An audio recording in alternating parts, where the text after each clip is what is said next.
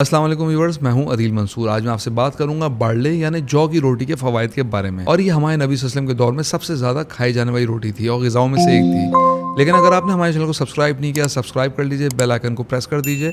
तो चलते हैं अपनी वीडियो की जानिब। व्यूअर्स, हमने अपनी वीडियो के कमेंट बॉक्स में अपने व्हाट्सएप चैनल का लिंक दिया है, आप इसको ज़रूर ज्वाइन कीजिए ताकि आपको लेटेस्ट हेल्थ अपडेट बर वक्त मिल सकें। व्यूअर्स, आज की मॉडर्न साइंस भी ये बात मान चुकी है कि जौ में ऐसी खसूसियात हैं जो मैदे, आंत और शुगर जैसे मसाइल को कुदरती तौर पे बेहतर करती है। आज की वीडियो में हम बात करेंगे जौ की रोटी के साइंसी फ़ायदे, ये किस तरह पेट की बीमारियों को दूर करती है और आखिर में इसे सही तरीके से खाने का तरीका। व्यूअर्स, जौ एक बहुत कदीम अनाज है जिसे सदियों से ग़िज़ाए अंबिया कहा जाता है। ये कुदरती तौर पे fibre, vitamin B, magnesium, zinc और आयरन से भरपूर है।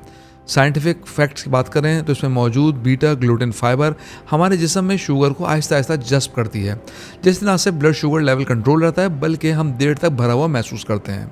जौ की रोटी के अगर फ़ायदे की बात करें तो ये आपके मैदे के लिए बहुत ही बेहतरीन है। जौ की रोटी में फाइबर ज़्यादा होता है जो कब्ज़, गैस, तेज़ाबियत, एसिडिटी को कम करता है। यह आंतों को साफ़ करता है और हाजमे को मजबूत बनाता है। अब बात करते हैं इसके दूसरे फ़ायदे की, वो है शुगर। डायबिटीज़ के मरीजों के लिए जौ की रोटी बहुत ही मुफीद है क्योंकि ये रखती है लो ग्लाइसेमिक इंडेक्स, जिससे खून में शुगर का लेवल अचानक नहीं बढ़ता। ये इंसुलिन को कुदरती तरीके से बैलेंस रखती है। इसका तीसरा फ़ायदा है ये कोलेस्ट्रॉल भी कम करती है। जौ में मौजूद फाइबर दिल की शरियानों से चिकनाई साफ़ करती है, जिससे दिल के अमराज का ख़तरा कम हो जाता है। चौथा फ़ायदा है मोटापा।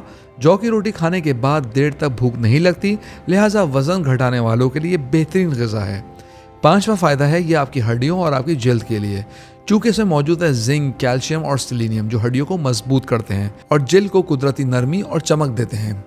व्यूअर्स, अब बात करते हैं कि जौ की रोटी के खाने का सही वक्त और तरीका क्या है। जौ का आटा लेकर इसमें थोड़ा सा गंदम का आटा मिक्स कर लें ताकि रोटी नरम बन सके। तंदूर या तवे पर इसे हल्की आंच पर पकाएं। इसके खाने का बेहतरीन वक्त है नाश्ता या दोपहर खाने में 1 या 2 जौ की रोटी ज़रूर खाएं।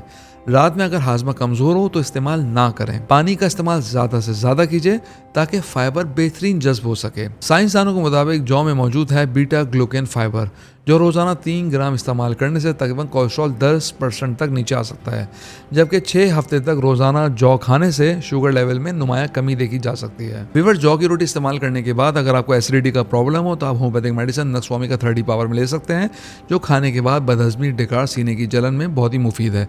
सुबह और शाम आप इसके 5 कतरे थोड़े से पानी में डालकर ले लीजिए। दूसरी मेडिसिन है लाइकोपोडियम 30। अगर पेट फूला हुआ महसूस हो, खाने के बाद ज़्यादा गैस बने, तो इसको रात को सोने से पहले एक खुराक 5 कतरों की थोड़े से पानी में डालकर ले लीजिए। थर्ड मेडिसिन है नेट्रम फॉस 6x। तेज़ाबियत और गैस के लिए रोज़ाना 3 बार 4 गोलियां खा लें, क्योंकि बाज़ दफ़ा कुछ लोगों को जौ की रोटी सूट नहीं करती और उनको इस तरह के मसाइल होते हैं, तो ये होम्योपैथिक मेडिसिन इनको हेल्प कर सकती हैं। तो व्यूअर्स, जौ की रोटी एक सादा मगर ताकतवर ग़िज़ा है। अगर आप इसे रोज़मर्रा की ग़िज़ा में शामिल कर लेंगे तो शुगर, कब्ज़, गैस और वज़न जैसे मसलों में आप कंट्रोल कर सकते हैं। कुदरती ग़िज़ा के साथ होम्योपैथिक मेडिसिन भी मैंने आपको बता दी। अगर कोई साइड इफेक्ट हो तो ये मेडिसिन भी आप ले सकते हैं। हम उम्मीद करते हैं आज की वीडियो आपको पसंद आई होगी। कमेंट बॉक्स में अपनी राय ज़रूर आगाह कीजिएगा। अगली वीडियो तक के लिए अल्लाह हाफ़िज़।